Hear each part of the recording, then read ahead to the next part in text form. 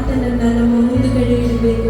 ಆತನನ್ನು ನಾವು ಮುಂದುಗಡೆ ಇಡುವಾಗ ಆತನು ನಮಗೆ ಎಲ್ಲದರಲ್ಲಿ ನಮ್ಮನ್ನು ಆಶೀರ್ವದಿಸುವ ಆತನಾಗಿದ್ದಾನೆ. ನಾವು ಬಾರ್ತಿಮಾಯ ಕುರುಡನನ್ನು ನೋಡುವುದಾದ್ರೆ, ಬಾರ್ತಿಮಾಯ ಕುರುಡ ದೇವರನ್ನು ನೋಡಿದಾಗ ಅವನು ಫಸ್ಟಿಗೆ ಎಂತ ಹೇಳ್ತಾನೆ?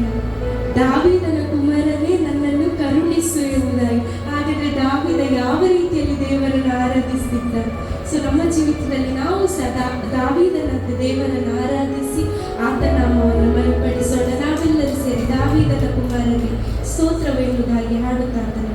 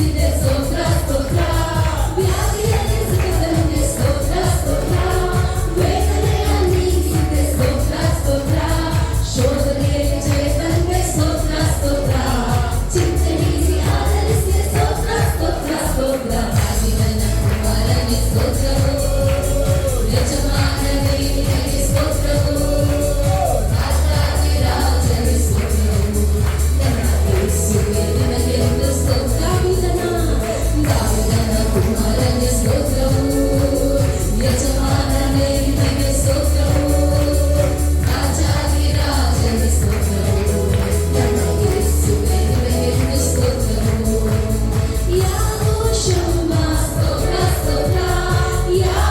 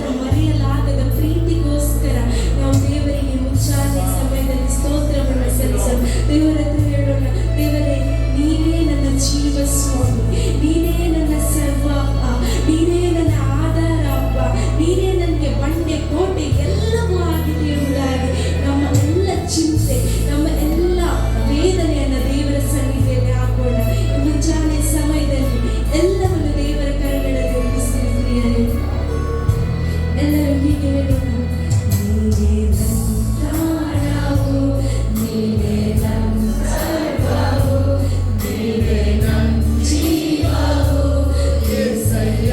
ಪೂರ್ಣ ಮನಸ್ಸಿನಿಂದ ನೀನೇ ನನ್ನ ಪ್ರಾಣವು, ನೀನೇ ನನ್ನ ಸರ್ವವು, ನೀನೇ ನನ್ನ ಜೀವವು యేసయ్ಯ. ಇಂದು ಬಾರಿ ನೀನೇ ನನ್ನ ಪ್ರಾಣ, ನೀನೇ ನನ್ನ ಪ್ರಾಣವು, ನೀನೇ ನನ್ನ ಸರ್ವವು, ನೀನೇ ನನ್ನ ಜೀವವು యేಸయ్ಯ. ನೀನೇ ನನ್ನ ಪ್ರಾಣ, ನೀನೇ ನನ್ನ ಪ್ರಾಣವು, ನೀನೇ ನನ್ನ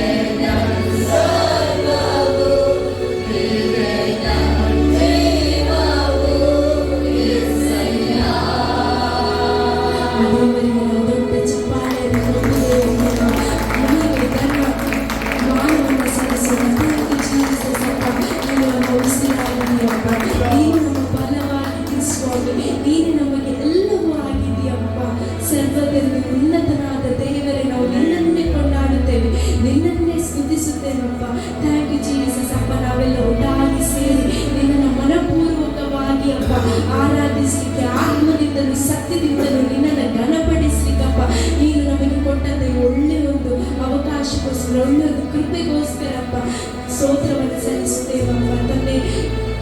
ನಾವಿಲ್ಲಿ ಒಟ್ಟಾಗಿ ಸೇರಿ ನಿನ್ನನ್ನು ಮಹಿಮೆ ಪಡಿಸಲಿಕ್ಕಾಗುವಂತೆ ಸಹಾಯ ಮಾಡಿದ್ದಕ್ಕಾಗಿ ಸ್ತೋತ್ರ. ನೀನು ಆರಾಧನೆ ಸಿಂಹಾಸನ ರೂಢನಾದಕ್ಕಾಗಿ ನಾವು ನಿನಗೆ ಸ್ತೋತ್ರ. ತಂದೆ, ನಮ್ಮ ಆರಾಧನೆಯನ್ನು ನೀನು ಸ್ವೀಕರಿಸಿದಕ್ಕಾಗಿ ನಾವು ನಿನಗೆ ಸ್ತೋತ್ರವನ್ನು ಸಲ್ಲಿಸುತ್ತೇವಪ್ಪ. ಮುಂದಿನ ಪ್ರತಿಯೊಂದು ಭಾಗಗಳನ್ನು ನಿನಗೆ ಹೆಸರಾಗಿ ಆಶೀರ್ವದಿಸಪ್ಪ. ಪ್ರತಿಯೊಂದು ಭಾಗದಲ್ಲಿ ಅಪ್ಪ ನಿನ್ನ ನಾವು ಒಂದೇ ಮಹಿಮೆಯನ್ನು ಬಂಧಿಸುವಾಮಿ. ಅದೆಲ್ಲವನ್ನು ನಿನ್ನ ಕರೆಗಳಲ್ಲಿ ಒಪ್ಪಿಸುತ್ತ ಘನಮಾನ ಮಹಿಮೆ ನಿನಗೆ ಸಲ್ಲಿಸುತ್ತ ನಜರೇತಿನ ಯೇಸುವಿನ ಹೆಸರಿನಲ್ಲಿ ಬೇಡುತ್ತಿದ್ದೇವೆ ನನ್ನ ಪ್ರೀತಿಯುಳ್ಳ ತಂದೆಯೇ, ಆಮೆನ್.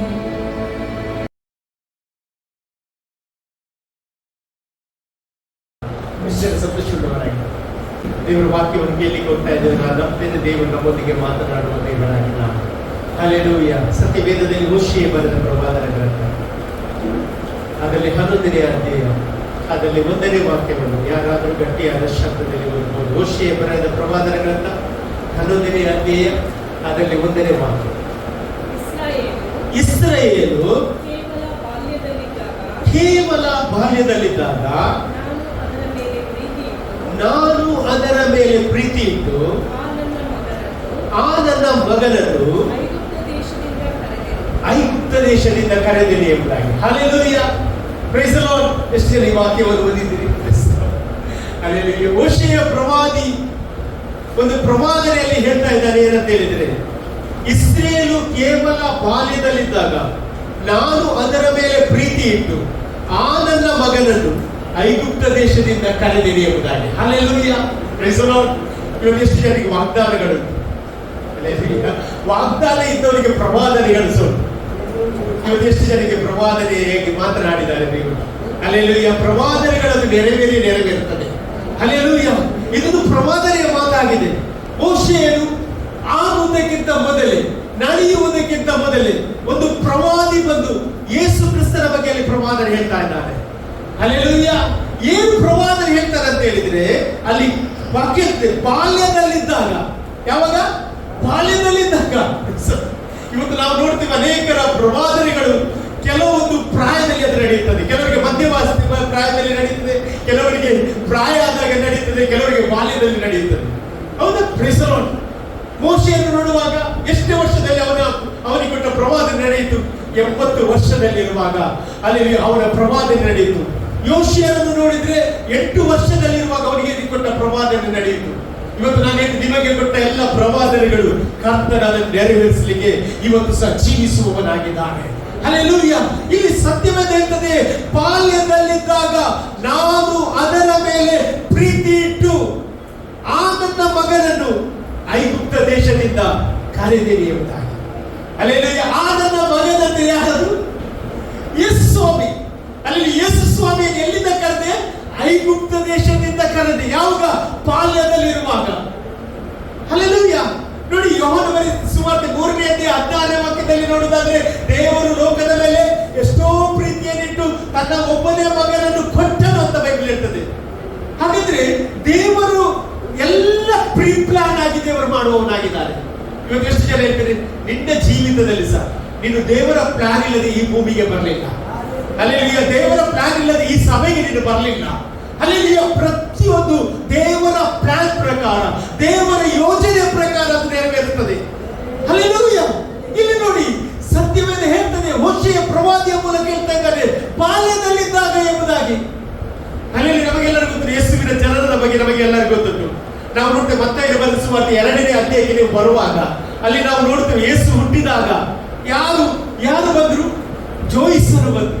ಹೌದಲ್ಲ? ಜೋಯಿಸರು ಬಂದ್ರು. ಜೋಯಿಸರು ಯಾರನ್ನು ಹುಡುಕಿಕೊಂಡು ಬಂದದ್ದು? ಯೇಸು ಸ್ವಾಮಿಯನ್ನು ಹುಡುಕಿಕೊಂಡು ಬಂದದ್ದು. ಹೇಗೆ ಬಂದವರು? ನಕ್ಷತ್ರವನ್ನು ನೋಡುತ್ತಾ. ಹೌದಾ? ನಕ್ಷತ್ರವನ್ನು ನೋಡುತ್ತಾ. ನಕ್ಷತ್ರದ ಮೂಲಕ ಯಾರ ಬಳಿಗೆ ಬಂದದ್ದು? ಯೇಸುವಿನ ಬಳಿಗೆ. ನಕ್ಷತ್ರ ಯಾರನ್ನು ಸೂಚಿಸ್ತದೆ? ಯೇಸುವಿನ ಜನನವನ್ನು ಸೂಚಿಸ್ತದೆ. ಹೌದಾ? Praise the Lord. ಈ ಜೋಯಿಸರು ಆ ನಕ್ಷತ್ರವನ್ನು ನೋಡುತ್ತಾ ಯಾರನ್ನು ಹುಡುಕಿಕೊಂಡು ಬಂದ್ರು? ಯೇಸು ಸ್ವಾಮಿಯನ್ನು ಹುಡುಕಿಕೊಂಡು ಬಂದ್ರು. ಯೇಸು ಸ್ವಾಮಿಯನ್ನು ಹುಡುಕಿಕೊಂಡು ಬರುವಾಗ ಆ ನಕ್ಷತ್ರ ಎಲ್ಲಿ ನಿಂತಿದ್ದಂತ ಹೇಳಿದ್ರೆ, ಫಸ್ಟ್ ಅರಸನಾದ ಹೆರೋದನ ಮನೆ ಹತ್ರ ನಿಂತು ಹೋಯಿತು. ಆಮೇಲೆ ಅಲ್ಲಿ ನಿಂತು ಹೋದಾಗ ಅವನು ಯಾರ ಮನೆಗೆ ಹೋದ? ಹೆರೋದನ ಮನೆಗೆ ಹೋದ. ಹೆರೋದನ ಮನೆಗೆ ಹೋಗಿ ಹೆರೋದನ ಹತ್ರ ಕೇಳ್ತಾ ಇದ್ದಾನೆ, ಏನಂತ ಹೇಳಿದ್ರೆ, ಇಸ್ರೇಲರ ಅರಸನಾಗಿ ಹುಟ್ಟಿದವನು ಎಲ್ಲಿದ್ದಾನೆ? ಯಾರತ್ರ ಕೇಳುದು? ಅರಸನ ಹತ್ರವೇ ಕೇಳ್ತಾ ಇದ್ದಾನೆ. ಇಸ್ರೇಲಿನ ಅರಸನಾಗಿ ಹುಟ್ಟಿದವನು ಎಲ್ಲಿದ್ದಾನೆ? ಇವನು ಇಸ್ರೇಲ್ದ ಅರಸ ಇರುತ್ತೆ. ಇವನಿಗೆ ಶಾಕ್ ಆಗ್ತದೆ. ಇವನು ಇನ್ನೊಬ್ಬ ಅರಸ ಎಲ್ಲಿಯಪ್ಪ ಬರ್ತಾನೆ ಅಂತ ಇವನಿಗೆ ಭಯ ಆಯಿತು. ಅವನನ್ನು ಬಿಡಬಾರ್ದು, ಅವನು ಕೊಲ್ತೇನೆ ನಾನು ಎಂಬುದಾಗಿ ತೀರ್ಮಾನ ಮಾಡಿ ಅದನ್ನು ಜೋಯಿಸರ ಹತ್ರ ಹೇಳಿಲ್ಲ. ಜೋಯಿಸರ ಹತ್ರ ಹೇಳದೆ ಅವನು ಏನ್ ಹೇಳ್ತಾನೆ ಅಂತ ಹೇಳಿದ್ರೆ, ಅವನು ಸಿಕ್ಕಿದ ಕೂಡಲೇ ಏನ್ ಮಾಡಿ ನನಗೆ ತಿಳಿಸಿ, ನಾನು ಬಂದು ಅವನನ್ನು ಆರಾಧನೆ ಮಾಡುತ್ತೇನೆ ಎಂಬುದಾಗಿ ಹೇಳಿ. ಆದ್ರೆ ಇವನ ಉದ್ದೇಶ ಆರಾಧನೆ ಮಾಡುವುದಲ್ಲ, ಅವನನ್ನೇನು ಮಾಡುದು? ಕೊಲ್ಲಿಸುವುದು. ಯಾರ ಪ್ಲಾನ್? ಹೆರೋದನ ಪ್ಲಾನ್. ಇವತ್ತು ನಾನು ಒಂದು ವಿಷಯ ಹೇಳ್ಬೇಕಾ? ದೇವರಿಗೆ ನಿನ್ನ ಬಗ್ಗೆ, ನಿನ್ನ ಕುಟುಂಬದ ಬಗ್ಗೆ, ನಿನ್ನ ಮಕ್ಕಳ ಬಗ್ಗೆ, ನಿನ್ನ ಜೀವಿತದ ಬಗ್ಗೆ ದೇವರಿಗೆ ಚೆನ್ನಾಗಿ ಗೊತ್ತಿರುತ್ತದೆ. ಆಮೇಲೆ ಅಲ್ಲೆಲ್ಲೂಯ್ಯ, ದೇವರು ಮಿಸ್ಜಡ್ಜ್ ಮಾಡುವುದಿಲ್ಲ. ನಾವು ಹೇಳ್ತೇವೆ ದೇವರು ಮಿಸ್ಜಡ್ಜ್ ಮಾಡ್ತಾರೆ ಅಂತ. ಇಲ್ಲ ಪ್ರಿಯರೇ, ದೇವರ ಜಡ್ಜ್ಮೆಂಟ್, ದೇವರ ಆಲೋಚನೆ ನಿನ್ನ ಜೀವಿತದಲ್ಲಿ ಯಾವಾಗಲೂ ಪರ್ಫೆಕ್ಟ್ ಆಗಿರ್ತದೆ. ಹಲ್ಲೆಲೂಯಾ. ನೋಡಿ, ಆ ಸ್ಥಳಕ್ಕೆ ಬಂದಾಗ ಅವರು ಹೊರಗೆ ಬಂದ್ರು. ಹೆರೋದನ ಆ ಒಂದು ಅರಮನೆಯಿಂದ ಹೊರಗೆ ಬಂದಾಗ ನಕ್ಷತ್ರ ಪುನಃ ಕಾಣಿಸಿತು. ಹೌದಾ? ನಕ್ಷತ್ರ ಕಾಣಿಸಿದ ನಂತರ ಅವ್ರು ಏನ್ ಮಾಡಿದ್ರು? ಆ ನಕ್ಷತ್ರ ಹೋದಾಗೆ ಬಂದಾಗ ಎಲ್ಲಿ ನಿಂತಿರೋದು? ಯೇಸು ಇದ್ದಲ್ಲಿ ಬಂದು ನಿಂತಾಗ ಅಲ್ಲಿ ಬೈಬಲ್ ಹೇಳ್ತದೆ ಏನ್ ಮಾಡಿದ್ರು ಅಂತ ಹೇಳಿದ್ರೆ, ಅವರು ಯೇಸುವಿಗೆ ಗಿಫ್ಟ್ ಕೊಟ್ಟರು. ಯಾವ ಗಿಫ್ಟ್? ಚಿನ್ನವನ್ನು ಗಿಫ್ಟ್ ಕೊಟ್ಟರು, ರಕ್ತ ಬೋಳವನ್ನು ಗಿಫ್ಟ್ ಕೊಟ್ಟರು. ಗಿಫ್ಟ್ ಕೊಟ್ಟ ನಂತರ ಅದೇ ದೂತನ ಅವರ ಹತ್ರ, ಜೋಯಿಸರ ಹತ್ರ ಹೇಳ್ತಾರೆ, ನೀವೇನ್ ಮಾಡ್ಬೇಕು? ಬಾರ್ದು ತಿರುಗಿ ಹೆರೋದನ ಹತ್ರ ಹೋಗ್ಬಾರ್ದು. ನೀವೇನ್ ಮಾಡ್ಬೇಕಂತ ಹೇಳಿದ್ರೆ ಇಲ್ಲಿಂದಲೇ ಬೇರೆ ಮಾರ್ಗವಾಗಿ ಹೋಗ್ಬೇಕು. ಹೀಗೆ ಅವರು ಬೇರೆ ಮಾರ್ಗವಾಗಿ ಹೋದರು. ಹಲ್ಲೆಲೂಯಾ. ನೋಡಿ, ನಂತರ ವಾಕ್ಯದಲ್ಲಿ ನೀವು ನೋಡುವುದಾದ್ರೆ, ನೀವು ಮತ್ತಾಯನ ಬರೆಸುವಾದ್ರೆ 2ನೇ ಅಧ್ಯಾಯ 13ನೇ ವಾಕ್ಯದಲ್ಲಿ ನೀವು ಓದ್ರಿ, ಗೊತ್ತಾಗ್ತದೆ ನಿಮಗೆ. ಅವರು ಹೋದ ಮೇಲೆ ಕರ್ತನ ದೂತನು ಯಾರಿಗೆ? ಯೋಸೇಫನಿಗೆ ಕನಸಿನಲ್ಲಿ ಕಾಣಿಸಿಕೊಂಡು, ನೀನು ಈ ಕೂಸನ್ನು ಇದರ ತಾಯಿಯನ್ನು ಕರ್ಕೊಂಡು ಏನಂತೆ ಐಗುಪ್ತ ದೇಶಕ್ಕೆ ಓಡಿ ಹೋಗಿ ನಾನು ನಿನಗೆ ಹೇಳುವ ತನಕ ಅಲ್ಲೇ ಇರು. ಹೆರೋದನು ಈ ಕೂಸನ್ನು ಕೊಲ್ಲಬೇಕೆಂದು ಅದನ್ನು ಹುಡುಕುತ್ತಿರುವನು ಅಂದನು. ಮತ್ತೆ ಆಗ ಅವರು ಎದ್ದು ಕೂಸನ್ನು ಅದರ ತಾಯಿಯನ್ನು ರಾತ್ರಿಯ ವೇಳೆಯಲ್ಲಿ ಕರೆಕೊಂಡು ಐಗುಪ್ತ ದೇಶಕ್ಕೆ ಹೊರಟು ಹೋಗಿ ಹೆರೋದನು ತೀರಿ ಹೋಗುವ ತನಕ ಅಲ್ಲೇ ಇದ್ದನು. ಇದರಿಂದ ನನ್ನ ಮಗನನ್ನು, ನೋಡಿ ಪ್ರವಾದನೆ ನಡೆಯುವುದು ನೋಡಿ, ನನ್ನ ಮಗನನ್ನು ಐಗುಪ್ತ ದೇಶದೊಳಗಿಂದ ಕರೆದೆಂದು ಕರ್ತನು ಪ್ರವಾದಿಯ ಮೂಲಕ ಹೇಳಿದ ಮಾತು ನೆರವೇರಿತು ಎಂಬುದಾಗಿ ವಾಕ್ಯ ಹೇಳ್ತದೆ. ಎಷ್ಟು ಸಂತೋಷ ಪಡ್ತಾ ಇದ್ದೀನಿ. Hallelujah, praise the Lord. ಪ್ರವಾದಿ ಯಾವಾಗ ಹೇಳಿದ್ದು? ಬಾಲ್ಯದಲ್ಲಿ ಇರುವಾಗ. ಆಮೇಲೆ ಹಲ್ಲೆಲೂಯಾ. ನೋಡಿ, ನನಗೆ ಇಲ್ಲಿ ಒಂದು ಕೆಲವು ಪ್ರಶ್ನೆ ಕೇಳಲಿಕ್ಕೆ ಇಷ್ಟಪಡ್ತೇನೆ. ಆಮೇಲೆ ಇಲ್ಲಿ ನೋಡಿ, ದೇವರು ಗೊತ್ತಿಲ್ಲವಾ? ದೇವರಿಗೆ ಗೊತ್ತಿಲ್ಲದ ಇದು ಸಂಗತಿ ನಡೀತಿದ್ದ. ಹಲ್ಲೆಲೂಯಾ. ದೇವರಿಗೆ ಹೆರೋದನ ಮನೆಗೆ ಹೋಗುವ ಗೊತ್ತಿರಲಿಲ್ಲ. ಹೆರೋದನ ಮನೆಗೆ ಹೋಗ್ಬಾರ್ದು ಅಂತ ಹೇಳ್ಬೋದಿತ್ತಲ್ಲ. ಹೌದಾ? Praise the Lord. ಯೋಸೇಫನಿಗೆ ಹೇಳಿದ್ರು, ಹೌದಾ? ಜೋಯಿಸರಿಗೆ ಹೇಳಿದ್ರು, ಹೋಗುವಾಗಲೇ ಹೇಳ್ಬೋದಿತ್ತಲ್ಲ, ಹೆರೋದನ ಮನೆಗೆ ಹೋಗ್ಬೇಡ, ಅವ್ನಿಗೆ ಗೊತ್ತಾದ್ರೆ ಕೊಲ್ಲಿಸ್ತಾರ ಅಂತ ಹೇಳ್ಬೋದಿತ್ತಲ್ಲ. ಆದ್ರೆ ಹೇಳಿಲ್ಲ ದೇವರು. ಹೆರೋದನ ಮನೆಗೆ ಹೋಗ್ಲಿಕ್ಕೆ ಏನ್ ಮಾಡಿದ್ರು? ದೇವರು ಅನುಮತಿಯನ್ನು ಕೊಟ್ಟರು. ಯಾಕೆ ಅನುಮತಿ ಕೊಟ್ಟರು ಗೊತ್ತಿಲ್ಲ? ಹೆರೋದನ ಮನೆಗೆ ಹೋಗದಿದ್ರೆ ಈ ಪ್ರವಾದನೆ ನೆರವೇರ್ತಿರ್ಲಿಲ್ಲ. ಇವತ್ತು ನಾನು ಹೇಳ್ತೇನೆ, ಕೆಲವೊಮ್ಮೆ ನಿಮ್ಮ ಜೀವಿತದಲ್ಲಿ ನಿಮಗೆ ಅರ್ಥವೇ ಆಗದ ಸಂಗತಿಗಳು ನಿಮ್ಮ ಜೀವಿತದಲ್ಲಿ ಎಲ್ಲೋ ಮಾಡ್ತಾರೆ. ಆಗ ನೀನು ಭಯಪಡುವ ಅಗತ್ಯ ಇಲ್ಲ. ನಿನ್ನ ಜೀವಿತದಲ್ಲಿ ಕೆಲವೊಂದು ವಾಗ್ದಾನಗಳು, ನಿನ್ನ ಜೀವಿತದಲ್ಲಿ ಕೆಲವೊಂದು ಪ್ರವಾದನೆಗಳು ನಡೆಯುವುದಕ್ಕೋಸ್ಕರ ದೇವರು ಈ ರೀತಿ ಮಾಡ್ತಾರೆ. ಹಲ್ಲೆಲೂಯಾ. ನೋಡಿ, ಇನ್ನೊಂದು ವಿಷಯ ಅಂತ ಹೇಳ್ತೇನೆ. ಏನಂದ್ರೆ ಅಲ್ಲಿ ದೇವರು ಕನಸಿನಲ್ಲಿ ಯೋಸೇಫನಿಗೆ ಹೇಳ್ತಾ ಇದ್ದಾನೆ, ಏನ್ ಮಾಡುವಂತೆ ನೀನು ಮಗುವನ್ನು, ತಾಯಿಯನ್ನು ಕರ್ಕೊಂಡು ಓಡಿ ಹೋಗಂತೆ. ಎಲ್ಲಿ? ಏನಂತೆ? ಓಡಿ ಹೋಗಿ. ಎಲ್ಲಿಗೆ? ನಮ್ಮ ದೇವರಿಗೆ ಹೆದರು ಪುಕ್ಕವ ಅಲ್ಲ. ಅಲ್ಲಿ ನಮ್ಮ ದೇವರಿಗೆ ಹೆದರಿಸುವ ದೇವರಲ್ಲ.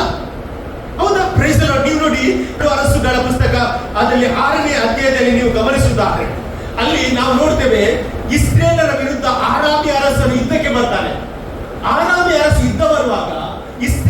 ಪ್ರವಾದಿಯಾದ ಎಲಿಷನು ಏನ್ ಮಾಡ್ತಿದ್ದ? ಯಾವಾಗ ಸಹ ಇಸ್ರೇಲ್ ರಾಜನಿಗೆ ಹೇಳ್ತಾ ಇದ್ದೇನೆ, ಆರಾಮಿ ಅರಸನು ನಿನ್ನ ವಿರುದ್ಧ ಯುದ್ಧಕ್ಕೆ ಬರ್ತಾನೆ, ನೀನು ಜಾಗೃತಿಯಾಗಿರುವುದಾಗಿ ಹೇಳುವಾಗ ಅವನಿಗೆ ಇಸ್ರೇಲ್ ಅರಸನನ್ನು ಹಿಡಿಲಿಕ್ಕೆ ಆಗಲಿಲ್ಲ.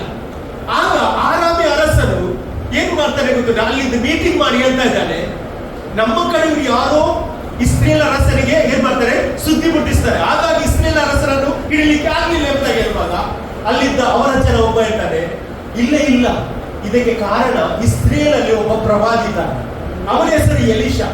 ಅವನು ರೂಮಿನಲ್ಲಿದ್ರು ಸಹ ಏನಾಗ್ತದೆ, ನೀನು ಮಾತನಾಡುವುದು ಅವನಿಗೆ ಗೊತ್ತಾಗ್ತದೆ ಎಂಬುದಾಗಿ ಹೇಳುವಾಗ ಅಲ್ಲಿ ಬೈಬಲ್ ಹೇಳ್ತದೆ, ಹಾಗಾದ್ರೆ ಅವನನ್ನೇ ಹಿಡಿಯುವ ಎಂಬುದಾಗಿ ಹೇಳುವಾಗ ಅವನು ದೋತಾನಿನಲ್ಲಿ ಇದ್ದಾನೆ ಎಂಬುದಾಗಿ ಗೊತ್ತು ಮಾಡಿ ಅವ ದೊಡ್ಡ ಸೈನ್ಯ ಸಮೇತ ಯಾರದು ಎಲಿಷನ ಮನೆಯನ್ನು ಏನ್ ಮಾಡ್ತಾನೆ, ಮುತ್ತಿಗೆ ಹಾಕ್ತಾನೆ. ಎಲಿಷನ ಮನೆಗೆ ಮುತ್ತಿಗೆ ಹಾಕುವಾಗ ಅಲ್ಲಿ ವಾಕ್ಯ ಅಂತದೇನೆ ಅಂತ ಹೇಳಿದ್ರೆ, ಎಲಿಷನ ಸೇವಕರು ಅದನ್ನು ನೋಡಿ ಏನ್ ಮಾಡ್ತಾನೆ, ಭಯಪಟ್ಟು ನಮ್ಮ ಕತೆ ಮುಗಿಯಿತು ಎಂಬುದಾಗಿ ಹೇಳುವಾಗ ಎಲಿಷನು ಅವನಿಗೆ ಹೇಳ್ತಾ ಇದ್ದಾನೆ, ದೇವರು ಇವನ ಕಣ್ಣುಗಳನ್ನು ತೆರೆ ಎಂಬುದಾಗಿ ಹೇಳುವಾಗ ಮಾತ್ರವಲ್ಲ, ಅವನು ಹೇಳ್ತಾನೆ, ಅವರಿಗಿಂತ ನಮ್ಮ ಸೈನ್ಯ ದೊಡ್ಡದಾಗಿದೆ, ನಮ್ಮ ದೇವರು ದೊಡ್ಡವನಂತ ಹೇಳುವಾಗ ಅವನ ಕಣ್ಣು ತೆರೆಯುವಾಗ ಅವರಿಗಿಂತ ಒಂದು ದೊಡ್ಡ ಸೈನ್ಯ ಸುತ್ತುವರಿದ ನೋಡ್ತಾನೆ. ಹೌದಾ? Praise the Lord. ಸುತ್ತುವರಿದ ನಂತರ ಅವರು ಹತ್ತಿರಕ್ಕೆ ಬರುವಾಗ ಎಲಿಷ ಒಂದು ಮಾತಿ ಅಂತಾನೆ ಅವರ ಹತ್ರ, ಇವರ ಕಣ್ಣು ಏನಾಗ್ಬೇಕು, ಕುರುಡಾಗ್ಬೇಕು, ಇವರ ಕಣ್ಣು ಏನಾಗ್ಬೇಕು, ಕುರುಡಾಗ್ಬೇಕು ಹೇಳುವಾಗ ಏನಾಯ್ತು, ಕುರುಡಾಯ್ತು. ಹಾಗಾದ್ರೆ ಒಂದು ಪ್ರವಾದಿ ಹೇಳಿದಾಗ ಅವರ ಕಣ್ಣು ಕುರುಡಾಯ್ತು. ಹಾಗಾದ್ರೆ ಇಲ್ಲಿ ಹೆರೋದ ಹುಡುಕುವಾಗ ಹೆರೋದನ ಕಣ್ಣು ಕುರುಡು ಮಾಡಲಿಕ್ಕೆ ಯಾರಿಗೆ ಸಾಮರ್ಥ್ಯ ಇತ್ತು? ದೇವರಿಗೆ ಸಾಮರ್ಥ್ಯ ಇತ್ತು, ಆದ್ರೆ ಕುರುಡು ಮಾಡಲಿಲ್ಲ. ಹೌದಾ? ಕುರುಡು ಮಾಡ್ಲಿಕ್ಕೆ ಆಗ್ತಿತ್ತು ನಮ್ಮ ದೇವರಿಗೆ, ಆದ್ರೆ ಕುರುಡು ಮಾಡಲಿಲ್ಲ. ಯಾಕೆ ಕುರುಡು ಮಾಡಲಿಲ್ಲ? ಯಾರಾದ್ರೂ ಹೇಳ್ಬೋದು, ಯಾಕೆ ಕುರುಡು ಮಾಡಲಿಲ್ಲ? ಕುರುಡು ಮಾಡ್ತಿದ್ರೆ ಈ ವಾಗ್ದಾನ, ಈ ಪ್ರವಾದನೆ ನೆರವೇರ್ತಿರ್ಲಿಲ್ಲ. ಅರ್ಥ ಆಗ್ತದೆ ನಿಮಗೆ? ಆಮೇಲೆ ಅಲ್ಲೆಲ್ಲೂಯ್ಯ, ಒಂದೊಂದು ಕಾರಣ ಇಲ್ಲದೆ ದೇವರು ಮಾಡುವುದಿಲ್ಲ. ನನಗೆ ಆಶ್ಚರ್ಯವಾದದ್ದು ಏನಂತ ಹೇಳಿದ್ರೆ, ನೋಡಿ ಅಲ್ಲಿ ದೇವರು ಹೇಳ್ತಾ ಇದ್ದಾರೆ ಯೋಸೇಫನಿಗೆ ಏನಂತ ಹೇಳಿದ್ರೆ, ನೀನು ಈಗ ಮರಿಯಳು ಯಾರನ್ನು ಎತ್ತಿದ್ದು, ಜಸ್ಟ್ ಎತ್ತಿದ್ದು ಯಾರನ್ನು? ಯೇಸುವನ್ನು ಎತ್ತದ್ದು ಮಾತ್ರ. ಯೇಸು ಜಸ್ಟ್ ಚೊಚ್ಚಲ ಮಗು, ಹೌದಲ್ವಾ? ಈಗ ಚೊಚ್ಚಲ ಮಗು, ಚೊಚ್ಚಲ ಬಾಣತಿ ಇಬ್ಬರು ಇರುವಾಗಲೇ ಅವ್ರಿಗೆ ಏನ್ ಹೇಳುದು? ಯೋಸೇಫನಿಗೆ ಏನ್ ಹೇಳುದು? ಹಸಿ ಬಾಣತಿ ಚಿಕ್ಕ ಮಗುವನ್ನು ಇಟ್ಕೊಂಡು ಎಲ್ಲಿಗೆ ಹೋಗ್ಬೇಕು? ನೀನು ಎಲ್ಲಿಗೆ ಹೋಗ್ಬೇಕು? ಐಗುಪ್ತಕ್ಕೆ ಓಡಿ ಹೋಗ್ಬೇಕು. ಅದು ಸಹ ಯಾವಾಗ? ರಾತ್ರಿಯಲ್ಲಿ. ನೋಡಿ, ಕೆಲವೊಮ್ಮೆ ನಾವು ಕಷ್ಟದಲ್ಲಿ ಹೋಗೋಕೆ ಕಾರಣ ಏನು ಗೊತ್ತಿಲ್ಲ, ಇದ್ರ ಹಿಂದೆ ದೇವರು ನಿಮಗೆ ಶ್ರೇಷ್ಠವಾದ ವಾಗ್ದಾನ ಇಟ್ಟಿದ್ದಾರೆ. ನೀವು ಕಷ್ಟಕ್ಕೆ ಭಯಪಡಬೇಡಿ. ನಿಮ್ಮ ಜೀವಿತದಲ್ಲಿ ಕಷ್ಟ ಯಾಕೆ ಬಂತ ಹೇಳಿದ್ರೆ, ನಿಮ್ಮ ಇಷ್ಟ ನೆರವೇರಲಿಕ್ಕೆ. ನಿಮ್ಮ ಜೀವಿತದಲ್ಲಿ ಸಂಕಟ ಯಾಕೆ ಗೊತ್ತಿಲ್ಲ, ಆನಂದ ಬರಲಿಕ್ಕೆ. ಎಷ್ಟು ಜನ ನಂಬ್ತೀರಿ? ದೇವರವಾಗಿ ನಿಮ್ಮ ದುಃಖ ಹೋಗಿ ನಿಮಗೆ ಆನಂದವಾಗುತ್ತದೆ. ಇವತ್ತು ನಾನು ಹೇಳ್ತೀನಿ, ಇಲ್ಲಿದ್ದ ಅನೇಕರ ಜೀವಿತದಲ್ಲಿ ವಾಗ್ದಾನ ಇರುವುದರಿಂದ ನೀವು ಈ ಕಷ್ಟಕ್ಕೆ ಹೋಗುವಾಗ ಈ ಕಷ್ಟಕ್ಕೆ ಭಯಪಡಬೇಡ್ರಿ. ಇದರಿಂದ ದೇವರಿಗೆ ದೊಡ್ಡ ವಾಗ್ದಾನ ನೆರವೇರಿಸಿಕೊಂಡು ಆಮೇಲೆ ನಾವು ನೆನೆಸ್ತೇವೆ, ಯಾಕೆ ದೇವರಿಂದ ಎಲ್ಲ ಉಲ್ಟವೇ ಆಗ್ತಾ ಉಂಟು.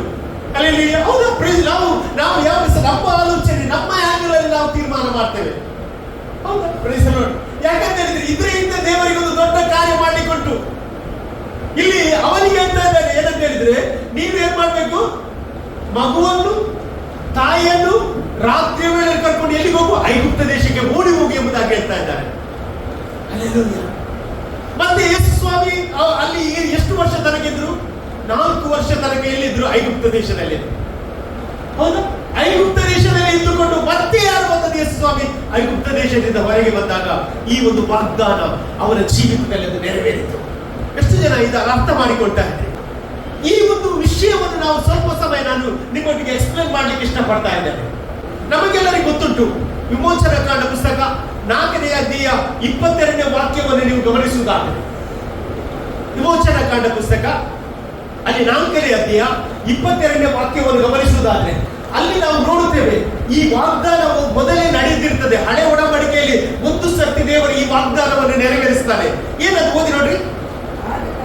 ಆದ ಕಾರಣ ನೀನು ಫರೋಹನಿಗೆ ಇಸ್ರೇಲ್ ಜನವು ನನಗೆ ಏನಾಗಿದ್ದಾರಂತೆ? ಚೊಚ್ಚಲ ಮಗನಂತಿದ್ದೆ. ಚೊಚ್ಚಲ ಅಂತ ಹೇಳಿದ್ರೆ ಮೊದಲ ಮಗ. ಆಮೇಲೆ ಯಾರು ಮೊದಲ ಮಗ ಅಂತೆ? ಇಸ್ರೇಲ್. ಹೌದು, ಇಸ್ರೇಲ್ ಅದು ಮಗನಂತೆ ಇದೆ ಎಂಬುದಾಗಿ ಕನ್ನಡದಲ್ಲಿ ಬರ್ತಿದೆ. ಆದ್ರೆ ಇಂಗ್ಲಿಷ್ ನಲ್ಲಿ ನೀವು ನೋಡುವುದಾದ್ರೆ ಅಲ್ಲಿ ಹೇಗೆ ಬರ್ತದೆ ಗೊತ್ತುಂಟಾ? ಇಸ್ರೇಲ್ ಈಸ್ ಮೈ ಸನ್ ಅಂತ ಬರ್ತಿದ್ದಾರೆ, ಅಂದ್ರೆ ನನ್ನ ಮಗ. ಹಾಗಾದ್ರೆ ಇಸ್ರೇಲ್ ಯಾರ ಮಗ? ದೇವರ ಮಗ. ಆಮೇಲೆ ಇಸ್ರೇಲ್ ಯಾರ ಮಗ? ದೇವರ ಮಗ ಎಂದು ತಿಳಿದುಕೋ ಎಂಬುದಾಗಿ ಅಲ್ಲಿ ವಾಕ್ಯ ಹೇಳ್ತದೆ. ಅಂದ್ರೆ ಮೊದಲು ಇಸ್ರೇಲರನ್ನು ಐಗುಪ್ತ ದೇಶದಿಂದ ಹೊರಗೆ ತಂದ ವ್ಯಕ್ತಿ ಯಾರಾಗಿದ್ದ? ಯಾರು? ಮೋಶೆ ಆಗಿದ್ದಾನೆ. ಯಾರಾಗಿದ್ದಾನೆ? ಮೋಶೆ ಆಗಿದ್ದಾನೆ. ಹೌದಾ? ಮೋಶೆಯನ್ನು ದೇವರು ಕರೆದದ್ದು. ಮೋಶೆಯನ್ನು ಕರೆದು ಏನ್ ಹೇಳಿದ್ರು ದೇವರು?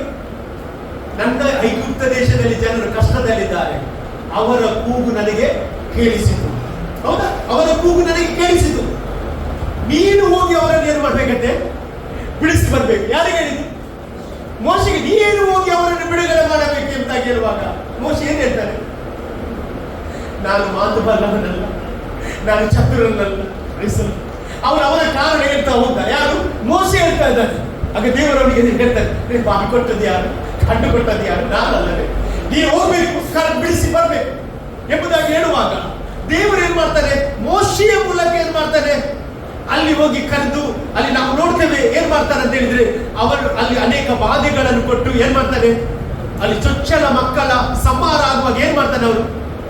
ಅವರನ್ನು ಏನ್ ಮಾಡ್ತಾನೆ? ಅಲ್ಲಿಂದ ಐಗುಪ್ತ ದೇಶದಿಂದ ಏನ್ ಮಾಡ್ತಾನೆ? ಬಿಡುಗಡೆ ಮಾಡಿ ತರ್ತಾನೆ. ಇವ ಪರವನ ಬಿಡ್ತಾನೆ ಅಷ್ಟು ಬೇಗ.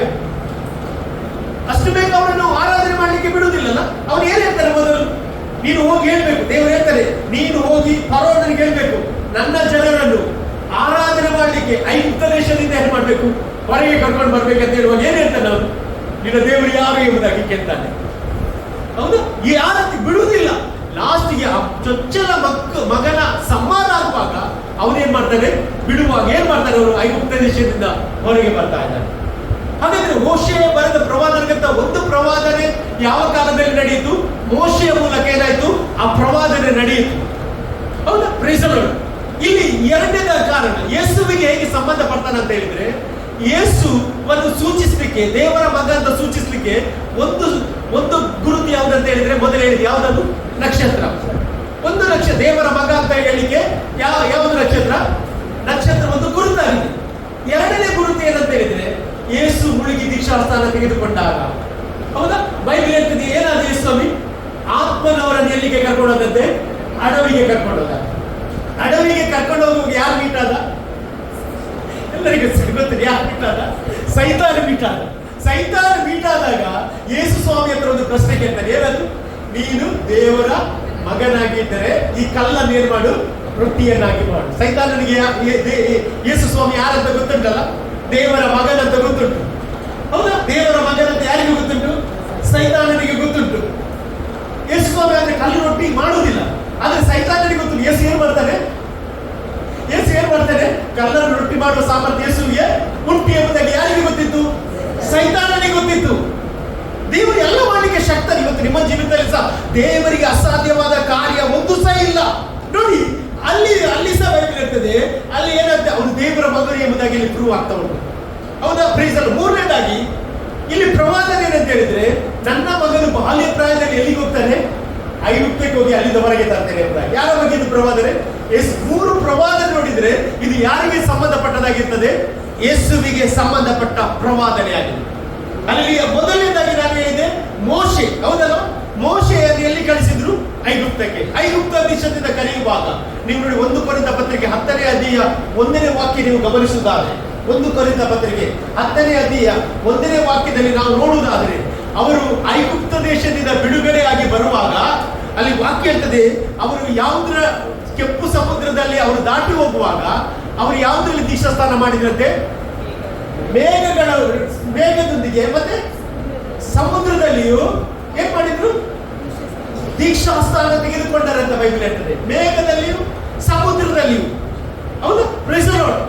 ಅಂದ್ರೆ ಇವರು ಯಾಕೆ ದೀಕ್ಷಾಸ್ನಾನ ತೆಗೆದುಕೊಂಡದ್ದು? ಯಾರ ಶಿಷ್ಯರಾಗುವುದಕ್ಕೆ?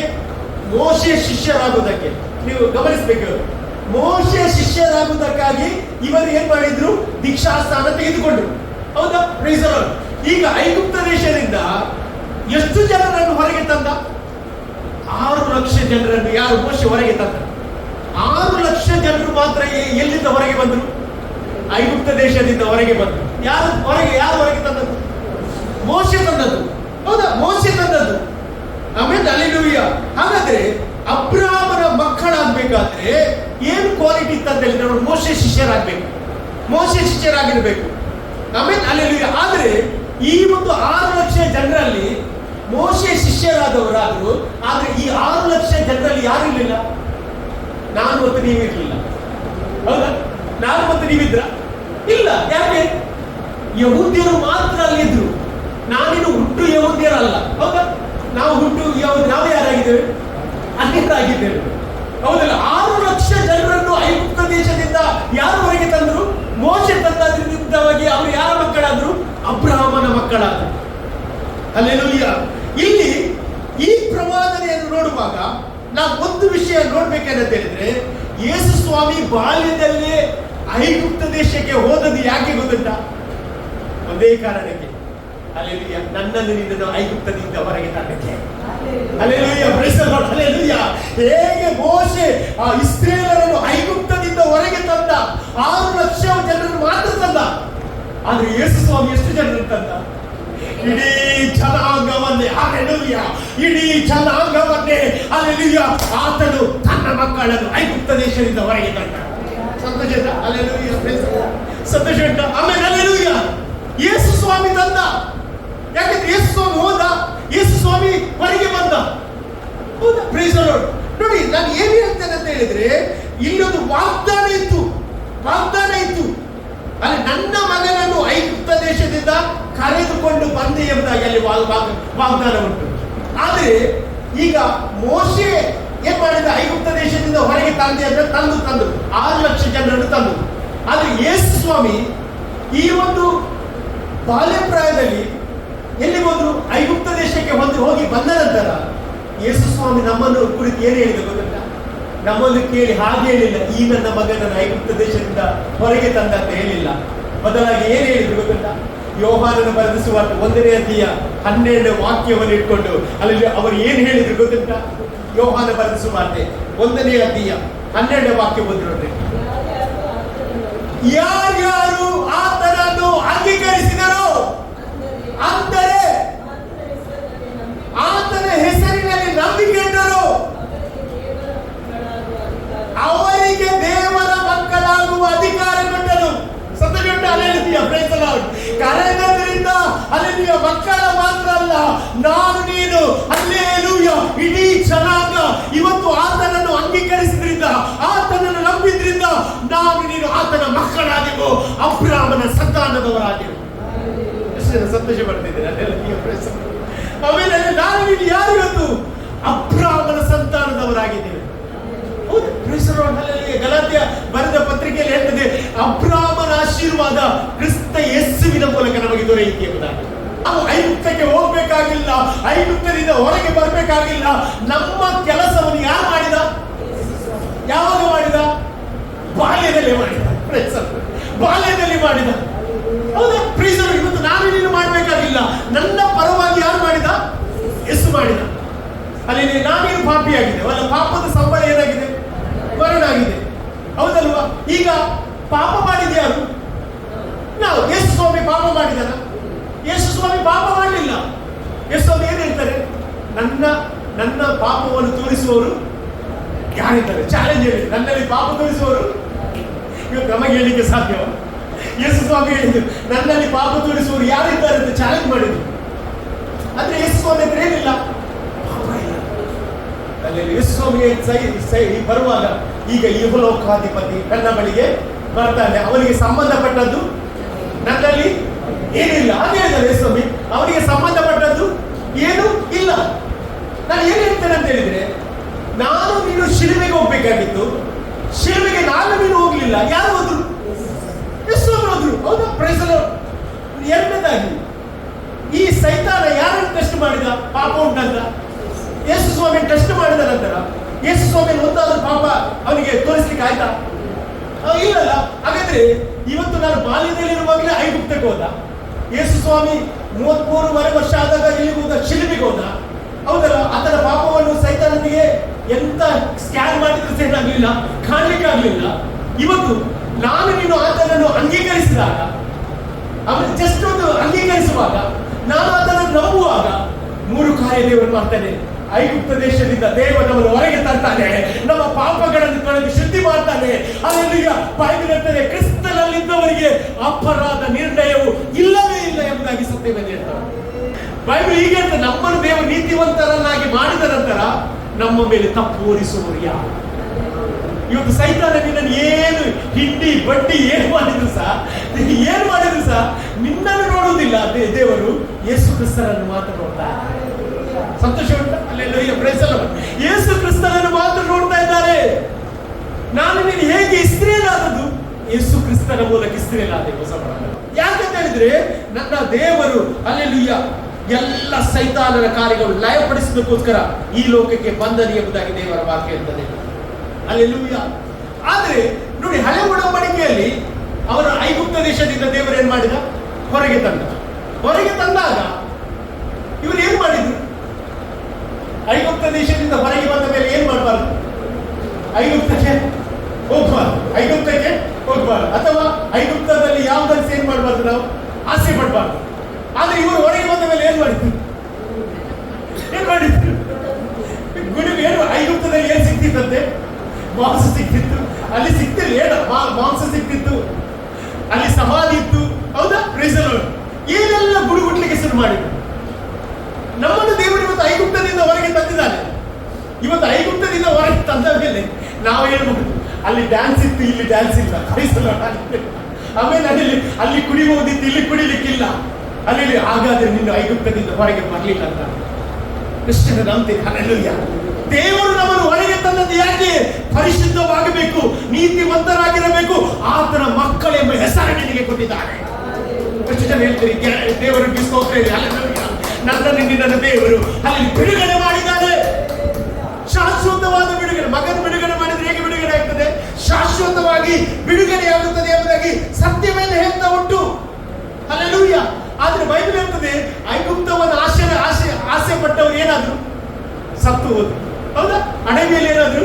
ಸತ್ತು ಹೋದ್ರು. ಇವತ್ತು ನಾವು ಯಾವುದನ್ನು ಸಹ ಅದನ್ನು ನೆನಪಿಗೆ ತರಲು ಬೇಡ. ಅಲ್ಲಿ ದೇವರು ನಮಗೆ ಹೊಸ ಜೀವಿತವನ್ನು ಕೊಟ್ಟಿದ್ದಾನೆ. ಎಷ್ಟು ಜನ ನಂಬ್ತೀರಿ? ಹಲ್ಲೆಲೂಯಾ. ಈ ಜೀವಿತದಲ್ಲಿ ನೀನು ಐಗುಪ್ತವನ್ನು ತಿರುಗಿ ಕಾಣುವುದೇ ಇಲ್ಲ. ಹೌದಾ? Praise the Lord. ಮೋಶೆ ಹೇಳ್ತದೆ, ಇಂದು ಕಾಣುವ ಐಗುಪ್ತರನ್ನು ನೀವು ಕಾಣುವುದೇ ಇಲ್ಲ. ಯಾವಾಗ ಅವರು ಆ ದೀಕ್ಷಾ ಸ್ಥಾನದ ಮೂಲಕ ಹೋದ್ರು, ಐಗುಪ್ತರವರನ್ನು ಮುಟ್ಲಿಲ್ಲ. ಇವತ್ತು ನಿನ್ನನ್ನು ಸಹ ಮುಟ್ಲಿಕ್ಕೆ ಸಾಧ್ಯವೇ ಇಲ್ಲ. ಯಾಕೆ ಗೊತ್ತುಂಟಾ? ನಿನ್ನನ್ನು ದೇವರು ಐಗುಪ್ತದಿಂದ ಹೊರಗೆ ತಂದಿದ್ದಾರೆ. ಹಲ್ಲೆಲೂಯಾ. ಇವತ್ತು ಅನೇಕರ ಜೀವಿತ ಐಗುಪ್ತ ಪರಿಸ್ಥಿತಿ ಆಗಿತ್ತು. ದೇವರು ನಿಮ್ಮನ್ನು ಹೊರಗೆ ತಂದ. ಸಮಾಧಾನ ಇರಲಿಲ್ಲ, ಸಂತೋಷ ಇರಲಿಲ್ಲ. ಅಲ್ಲಿ ನಾವು ಲೋಕ ಪ್ರಕಾರವಾಗಿ ಜೀವಿಸ್ತಿದ್ದೆವು. ಆದ್ರೆ ದೇವರು ಇವತ್ತು ನಮ್ಮನ್ನು ಬಿಡುಗಡೆ ಮಾಡಿದ್ದಾರೆ. ಎಷ್ಟು ಜನ ನಂಬ್ತೀರಿ? ಇವತ್ತು ದೇವರು ಬಿಡುಗಡೆ ಮಾಡಿದ್ದಾನೆ. ಹಲ್ಲೆಲೂಯಾ. Praise the Lord. ಇನ್ನೊಂದು ವಾಕ್ಯ, ಐಗುಪ್ತ ದೇಶದಿಂದ ನನ್ನ ಮಗನನ್ನು ಕರೆದರು ಎಂಬುದಾಗಿ ಹೇಳಿದ ವ್ಯಕ್ತಿ ಯಾರಂತ ಹೇಳಿದ್ರೆ, ಅದು ಯಾವುದಂತ ಹೇಳಿದ್ರೆ ಅರಣ್ಯಕಾಂಡದಲ್ಲಿ ನಾವು ಕಾಣಲಿಕ್ಕೆ ಸಾಧ್ಯ. ನೀವು ಅರಣ್ಯಕಾಂಡ 24ನೇ ಅಧ್ಯಾಯ 8ನೇ ವಾಕ್ಯ ನೀವು ಗಮನಿಸುವುದಾದ್ರೆ ಅಲ್ಲಿ ಕಾಣಲಿಕ್ಕೆ ಸಾಧ್ಯ. ಅರಣ್ಯಕಾಂಡ ಪುಸ್ತಕ 24ನೇ ಅಧ್ಯಾಯ 8ನೇ ವಾಕ್ಯ ನೋಡಿ. ಅವರನ್ನು ಐಗುಪ್ತ ದೇಶದಿಂದ ಕರೆದುಕೊಂಡು ಬಂದವನು ದೇವರೇ. ನೋಡಿ, ಅಲ್ಲಿ ಬೈಬಲ್ ಸ್ಪಷ್ಟವಾಗಿ ಹೇಳ್ತದೆ. ಯಾರು ಹೇಳುದು? ಬಾಲಕ ರಾಜ ಹೇಳುದು. ಅಲ್ಲಿ ಏನಂತ ಹೇಳಿದ್ರೆ, ಅವರನ್ನು ಐಗುಪ್ತ ದೇಶದಿಂದ ಕರೆದುಕೊಂಡವನು ಆತನೇ. ಮತ್ತೆ ಯಾರು ಕಾಡುಕೊಳ್ಳದಷ್ಟು ಬಲವುಳ್ಳವರು? ಇಸ್ರೇಲರು. ಹಾಗಾದ್ರೆ ನೀವು ಯಾರು ಇವತ್ತು? ಇಸ್ರೇಲರು. ನೀವು ಹೇಗಿದ್ದೀರಿ? ಕಾಡು ಕೋಣದಷ್ಟು ಬಲವುಳ್ಳವರು. ಹೇಗೆ? ಕಾಡು ಕೋಣದಷ್ಟು ಬಲವುಳ್ಳವರು. ಮತ್ತೆ ಅವರು ಶತ್ರು ಜನಾಂಗವನ್ನು ಏನ್ ಮಾಡ್ತಾರಂತೆ? ನಿರ್ಮೂಲ. ಇವತ್ತು ನಿಮ್ಮ ಎದುರು ಯಾವ ಶತ್ರು ನಿಲ್ಲಿಕ್ಕೆ ಆಗುದಿಲ್ಲ. ದೇವರು ನಿಮಗೆ ಪವರ್ ಕೊಟ್ಟಿದ್ದಾರೆ. ಮತ್ತೆ ಏನಂತೆ? ವೈರಿಗಳ ಎಲುಬನ್ನು ಮುರಿದು ಹಾಕುವರು. ಮತ್ತೆ ಅವರನ್ನು ಬಾಣಗಳಿಂದ ಗಾಯಗೊಳಿಸುವರು.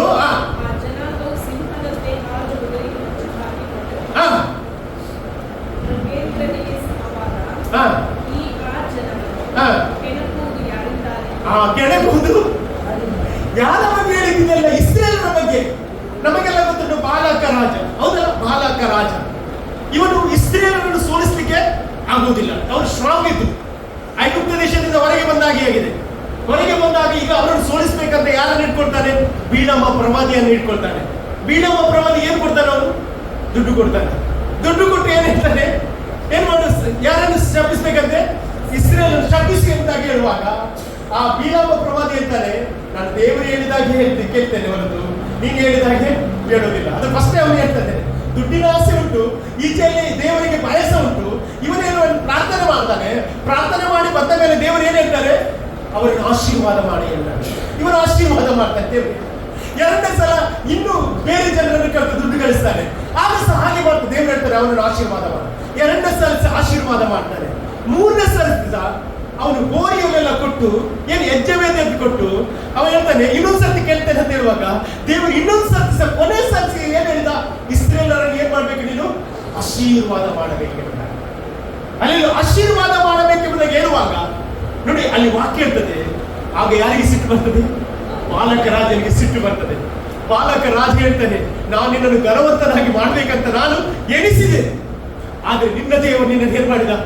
ಅದಕ್ಕೆ ಅವಕಾಶ ಕೊಡ್ಲಿಲ್ಲ ಅಂತ ಹೇಳುವಾಗ ಅಲ್ಲಿ ಬೈಬಲ್ ಹೇಳ್ತದೆ, ಬೀಳಾಮನು ಪ್ರವಾದನೆಯಿಂದ ಹೇಳ್ತಾನೆ. ಏನ್ ಗೊತ್ತುಂಟು? ಅದೇ 17ನೇ ವಾಕ್ಯ ನೋಡ್ರಿ, ಅರಣ್ಯಕಾಂಡ ಪುಸ್ತಕ 24:17. ಅಲ್ಲಿ ನೋಡಿ, ಒಬ್ಬಾತನನ್ನು ನೋಡುತ್ತಿದ್ದೇನೆ, ಆತನು ಈಗಿನವನಲ್ಲ, ಆತನು ಕಾಣಿಸುತ್ತಾನೆ, ಆದರೆ ಸಮೀಪದಲ್ಲಿ ಅಲ್ಲ. ಯಾಕೋಬ ವಂಶದವರಲ್ಲಿ ಏನಂತೆ? ನಕ್ಷತ್ರ ಪ್ರಾಯದವನೊಬ್ಬನು ಚಲಿಸಿದ್ದಾನೆ. ಯಾರ ಬಗ್ಗೆ ಹೇಳಿದ್ದು? ಯೇಸು ಸ್ವಾಮಿಯ ಬಗ್ಗೆ ಹೇಳ್ತಾ ಇದ್ದಾನೆ. ಯಾರು ಹೇಳಿದ್ರು? ಇದೇ ಬೀಳಾಮ. Hallelujah, praise the Lord. ಬೀಳಾಮ ಪ್ರವಾದಿ ಹೇಳ್ತಾ ಇದ್ದಾನೆ ಇಲ್ಲಿ. ಇವರು ಯಾರು? ಐಗುಪ್ತ ದೇಶದಿಂದ ಹೊರಗೆ ತಂದವರು. ಆಮೇಲೆ ಹಲ್ಲೆಲೂಯಾ. ನಂತರ ಇದೇ ಅರಣ್ಯ ಕಾಂಡದಲ್ಲಿ ನಾವು ನೋಡುತ್ತೇವೆ, ಇಸ್ರೇಲರು ಏನು ಮಾಡುವುದಿಲ್ಲ? ಶಕುನವನ್ನು ನೋಡುವುದಿಲ್ಲ. ಇಸ್ರೇಲರಿಗೆ ಮಾಟ ಮಂತ್ರ ಶಕ್ತಿ ಏನಾಗುವುದಿಲ್ಲ. ಇವತ್ತು ಎಷ್ಟು ಜನ ಹೊಸ ಒಡಂಬಡಿಕೆಯ ದೇವರ ಮಕ್ಕಳೇ, ನಿನಗೆ ಯಾವ ಮಾಟ ಮಂತ್ರ ತಾಗುವುದಿಲ್ಲ ಹೇಳಿ, ಮಾಟ ಮಂತ್ರ ತಾಗುವುದಿಲ್ಲ. ನಿನಗೆ ಯಾವ ಶಕುನ ನೋಡಬಾರ್ದು ನೀನು. ಹೌದಾ? ನೋಡಬಾರ್ದು. ಅಲ್ಲಿ ಶಕುನ ನೋಡಿದ್ಯಾ? ನೀನು ಇಸ್ರೇಲ್ ಅಲ್ಲ. ಹೌದಾ? Praise the Lord. ಎಷ್ಟು ಜನ ದೇವರಿಗೆ ಸ್ತೋತ್ರ ಹೇಳ್ತೇವೆ. Praise the Lord. ಲೋಕದವರು ಶಕುನ ಕೇಳ್ತಾ ಇದ್ದಾರೆ. ಹೌದಾ? Praise the Lord. ಆದ್ರೆ ನಾವು ಶಕುನ ನೋಡುವುದಿಲ್ಲ, ಯಾವ ಮಾಟ ಮಂತ್ರ ನಮಗೇನಾಗುವುದಿಲ್ಲ, ಆಗುವುದಿಲ್ಲ. Hallelujah, praise the Lord. ಯೆಶಾಯ 54ನೇ ಅಧ್ಯಾಯದಲ್ಲಿ ನಾವು ನೋಡುವುದಾದ್ರೆ 17ನೇ ವಾಕ್ಯದಲ್ಲಿ ನಾವು ನೋಡುತ್ತೇವೆ. ಅಲ್ಲಿ ಯೆಶಾಯ ಪ್ರವಾದಿ ಏನು ಹೇಳ್ತಾನೆ ಗೊತ್ತುಂಟಾ? ನಿನಗೆ ವಿರೋಧವಾಗಿ ಕಲ್ಪಿಸಿದ ಯಾವ ಆಯುಧವೂ ಏನಾಗುವುದಿಲ್ಲ, ಜಯಿಸುವುದಿಲ್ಲ. ನಿನಗೆ ವಿರೋಧ ಅಂದ್ರೆ ಯಾರಿಗೆ? ಇಸ್ರೇಲರಿಗೆ ವಿರುದ್ಧವಾಗಿ ಕಲ್ಪಿಸಿದ ಯಾವ ಆಯುಧ ಏನಾಗುವುದಿಲ್ಲಂತೆ, ಜಯಿಸುವುದಿಲ್ಲ. ಹಲ್ಲೆಲೂಯಾ. ಲೂಕನು ಬರೆದ ಸುವಾರ್ತೆ 10ನೇ ಅಧ್ಯಾಯ 19ನೇ ವಾಕ್ಯದಲ್ಲಿ ಬರುವಾಗ ಯೇಸು ಹೇಳಿದ ಮಾತು ಏನು ಗೊತ್ತಾ? ನೋಡಿರಿ, ಸರ್ಪಗಳನ್ನು, ಚೇಳುಗಳನ್ನು, ವೈರಿಗಳ ಸಮಸ್ತ ಬಲಗಳನ್ನು ಮುರಿಲಿಕ್ಕೆ ನಾನು ನಿಮಗೆ ಅಧಿಕಾರ ಕೊಟ್ಟಿದ್ದೇನೆ, ಯಾವುದು ನಿಮಗೆ ಏನ್ ಮಾಡುವುದಿಲ್ಲ. Hallelujah, praise the Lord. ಇವತ್ತು ಹಲ್ಲೆಲೂಯಾ ನಾನು ಹೇಳ್ತೇನೆ, ಮೋಶೆಯನ ಮೂಲಕ ನುಡಿದ ಪ್ರವಾದನೆ ಯೇಸು ಸ್ವಾಮಿ ಬಾಲ್ಯದಲ್ಲಿರುವಾಗಲೇ ಅದನ್ನು ಮಾಡಿ. ಬಾಲ್ಯದಲ್ಲಿರುವಾಗಲೇ, ಚಿಕ್ಕ ಬಾಲ್ಯದಲ್ಲಿರುವಾಗಲೇ, ಆಮೇಲೆ ಅಲ್ಲಿ ಮರಿಯಳು ಹಸಿ ಮಾಡಂತೆ ಇರುವಾಗಲೇ, ಆಮೇಲೆ ಅಲ್ಲಿ ಎಲ್ಲಿಗೆ ಹೋದ್ರು ಅವರು? ಎಲ್ಲಿಗೆ ಹೋದ್ರು ಅವರು? ಐಗುಪ್ತಕ್ಕೆ ಹೋದ್ರು. ನೋಡಿ, ಓಡಿ ಹೋದ್ರು. ಬಾಣಂತಿ ಓಡ್ಲಿಕ್ಕೆ ಆಗ್ತದೆ. ಆಮೇಲೆ ಬಾಣಂತಿ ಹೊರಗೆ ಬರುವುದಿಲ್ಲ. ಹೌದಾ? ಹೊರಗೆ ಬರುವುದಿಲ್ಲ. ಅಂತ ಸಮಯದಲ್ಲಿ ಈ ಬಾಣಂತಿ ಎಲ್ಲಿಗೆ ಹೋದ್ರು? ದೇವರ ಹತ್ರ ಮಿಸ್ಟೇಕ್ ಆಯ್ತಾ? ದೇವರ ಹತ್ರ ಮಿಸ್ಟೇಕ್ ಆಗ್ತದ? ಇಲ್ಲ. ನಾವು ಕೆಲವು ಸಲ ನಮ್ಮ ಜೀವಿತದಲ್ಲಿ ಸಹ ಈ ರೀತಿ ಈ ಘಟನೆಗಳೆಲ್ಲ ಹೋಗುವಾಗ ನಾವು ಎನಿಸ್ತೀವಿ, ಯಾಕೆ ಇದಾಯ್ತಂತ. ಒಂದೇ ಕಾರಣ, ನಿನ್ನ ಬಗ್ಗೆ ಈ ವಾಕ್ಯ ಏನು ಹೇಳ್ತಾ ನಡೀಲಿಕ್ಕೆ ಉಂಟಾದಕ್ಕೆ. ಆದ್ರೆ ಎಲ್ಲ ವಾಕ್ಯ ನಿನ್ನ ಜೀವಿತ ನಡೆಯಬೇಕು. ನಮ್ಮ ವಿಷಯ ಎಲ್ಲಿ ಬರ್ತಿದೆ? ದೇವರ ವಾಕ್ಯದಲ್ಲಿ ಬರ್ತದೆ. ಹೇಳ್ರಿ, ದೇವರ ವಾಕ್ಯದಲ್ಲಿ ಬರ್ತದೆ. ಹಾಗಾದ್ರೆ ಇಸ್ರೇಲರು ಏನ್ ಮಾಡ್ತಿದ್ರು? ದೇವರ ವಾಕ್ಯವನ್ನು ಏನ್ ಮಾಡ್ತಿದ್ರು? ಓದ್ತಿದ್ರು, ಅದೇ ಪ್ರಕಾರ ನಡೆಯುತ್ತಿದ್ರು. ಹೌದಾ? Praise the Lord. ದೇವರ ವಾಕ್ಯ ಏನಿರ್ತದೆ? ಕ್ಷಮಾಪಣೆ ಬಗ್ಗೆ ಏನಿರ್ತದೆ? ಒಬ್ಬರು ತಪ್ಪು ಮಾಡಿದ್ರೆ ನಾವೇನ್ ಮಾಡ್ಬೇಕಂದ್ರೆ ಕ್ಷಮಿಸ್ಬೇಕಂತ ಎಲ್ಲಿ ಬರ್ತಿದೆ? ಎಲ್ಲಿ ಬರ್ತಿದೆ? ಅವರಿಗೆ ಎಷ್ಟು ಸಲ ಕ್ಷಮಿಸ?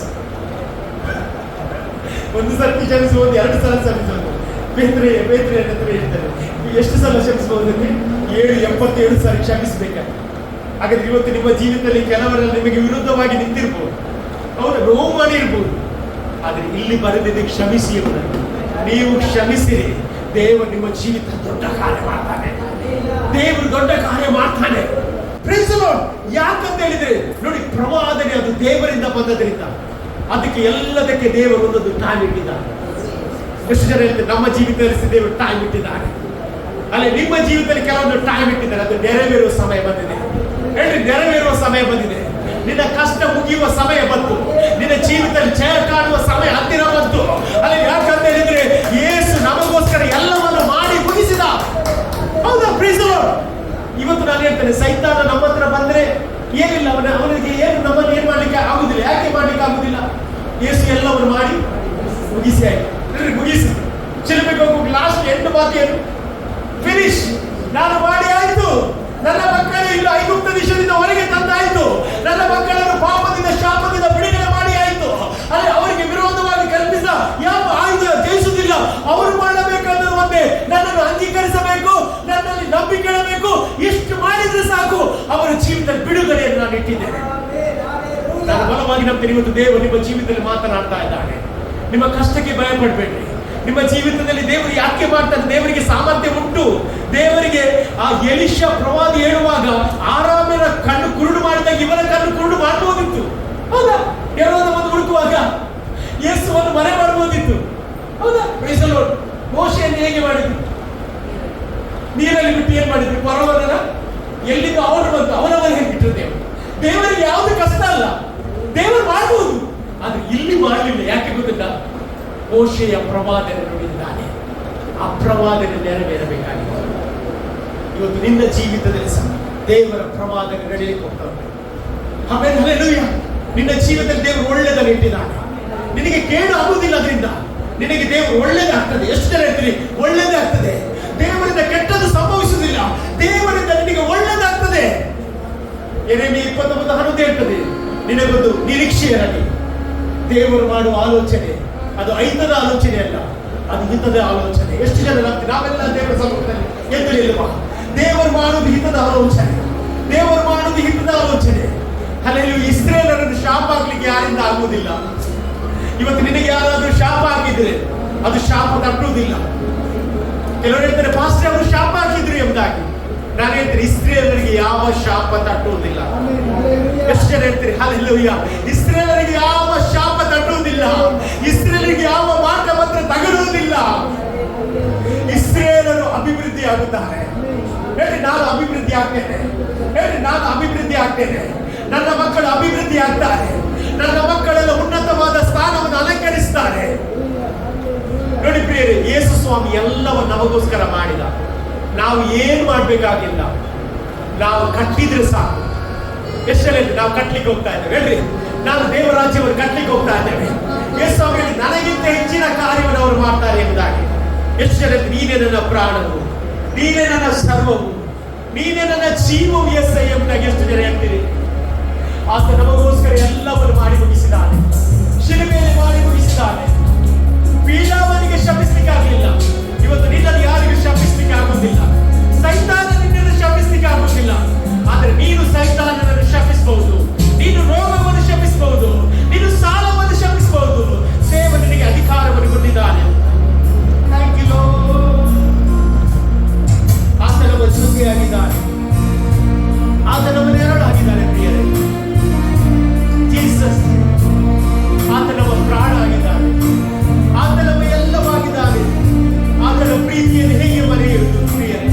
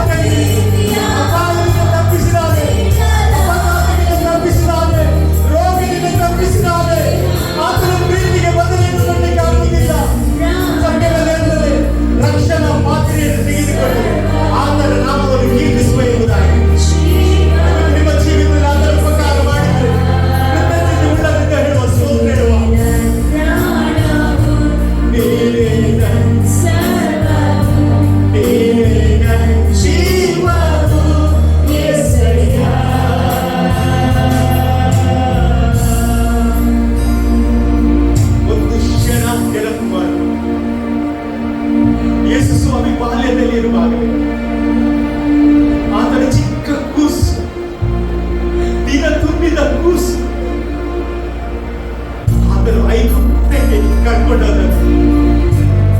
ಐಗುಪ್ತದಿಂದ ಹೊರಗೆ ಬರುವಂತೆ ಮಾಡಿ ನನಗೋಸ್ಕರ ನಿನಗೋಸ್ಕರ ಮೋಶೆಯ ವರ್ಷಗಳ ಹಿಂದೆ ಹೇಳಿದ ಪ್ರವಾದನೆ ಹೊಸ ಒಡಂಬಡಿಕೆಯಲ್ಲಿ ನಡೆಯಿತು. ಕಾರಣ ಒಂದೇ, ನನ್ನ ನಿನ್ನನ್ನು ಇಸ್ರೇಲ್ ಆಗಿ ಮಾಡಲಿಕ್ಕೆ, ನನ್ನಲ್ಲಿ ನಿನ್ನನ್ನು ಹೊರಗೆ ತರಲಿಕ್ಕೆ, ನನಗೆ ನಿನಗೆ ಆಶೀರ್ವಾದ ಕೊಡಲಿಕ್ಕೆ, ನನ್ನ ನಿನ್ನನ್ನು ಪರಲೋಕಕ್ಕೆ ಸೇರಿಸಲಿಕ್ಕೆ, ನನ್ನ ನಿನ್ನ ನಿತ್ಯ ನರಕದಿಂದ ಹೊರಗೆ ತರಲಿಕ್ಕೆ, ನನಗೆ ನಿನ್ನನ್ನು ಮರಣದಿಂದ ಬಿಡುಗಡೆ ಮಾಡಲಿಕ್ಕೆ. Thank you Lord. ಕರ್ತವ್ಯ ಮಚ್ಚಿ ವಾಕ್ಯದೊಂದಿಗೆ ಮಾತನಾಡಲಿಕ್ಕೆ ಸ್ತೋತ್ರ. ಎಲ್ಲರನ್ನು ಆಶೀರ್ವಾದ ಮಾಡಿ. ಇವರಿಗೆ ವಿರೋಧವಾಗಿ ಕಲ್ಪಿಸಿದ ಯಾವ ಆಯುಧ ಜಯಿಸುವುದಿಲ್ಲ. ಇವರ ಶಕುನ ನೋಡುವುದಿಲ್ಲ ಸ್ವಾಮಿ. ಇವರಿಗೆ ಮಾಟ ಮಂತ್ರ ತಗೊಳ್ಳುವುದಿಲ್ಲ. ಇವರ ಜೀವಿತದಲ್ಲಿ ನೀನು ಇಸ್ರೇಲ್ ಆಗಿ ಇವರನ್ನು ಕಾಪಾಡುವುದಕ್ಕೆ ಸ್ತೋತ್ರ. ಸೇರಿ ಬಂದ ಎಲ್ಲರನ್ನು ಆಶೀರ್ವಾದ ಮಾಡು. ಇವರ ಕುಟುಂಬದಲ್ಲಿ ದೊಡ್ಡ ಆಶೀರ್ವಾದ ನಿಧಿಯಾಗಿ ಮಾರ್ಪಡಿಸು. ಅಬ್ರಹಾಮನ ಆಶೀರ್ವಾದ ಕ್ರಿಸ್ತ ಯೇಸುವಿನ ಮೂಲಕ ನೀನು ಇವರಿಗೆ ಕೊಟ್ಟದನ್ನು ನೆನಪಿಗೆ ತಂದು ಇವರನ್ನು ನಾನು ಆಶೀರ್ವಾದ ಮಾಡುತ್ತೇನೆ. ಹೊಸ ಒಡಂಬಡಿಕೆ ಇಸ್ರೇಲ್ ಮಕ್ಕಳನ್ನು ಆಶೀರ್ವಾದ ಮಾಡುತ್ತೇನೆ. ಇವರು ಅಭಿವೃದ್ಧಿ ಆಗಲಿ. ಇವರು ಕಾಡು ಕೋಣದ ಕೊಬ್ಬಿನಾಗಿ ದೇವರ ಶತ್ರುಗಳ ಮೇಲೆ ಜಯವನ್ನು ಕೊಡುವುದಕ್ಕೆ ಸ್ತೋತ್ರ. ಇವರ ಮೇರೆಗಳು ವಿಸ್ತಾರವಾಗಲಿ. ಇವರ ದೇವರು ಅನೇಕರಿಗೆ ಆಶೀರ್ವಾದವಾಗಲಿ. ಇವರ ಸಭೆಗೆ ಆಶೀರ್ವಾದವಾಗಲಿ. ಇವರ ಮಕ್ಕಳ ಆಶೀರ್ವಾದವಾಗಲಿ ಕರ್ತಾರೆ. ಹಾಗೆ ಮಾಡುವುದಕ್ಕೆ ಸ್ತೋತ್ರ.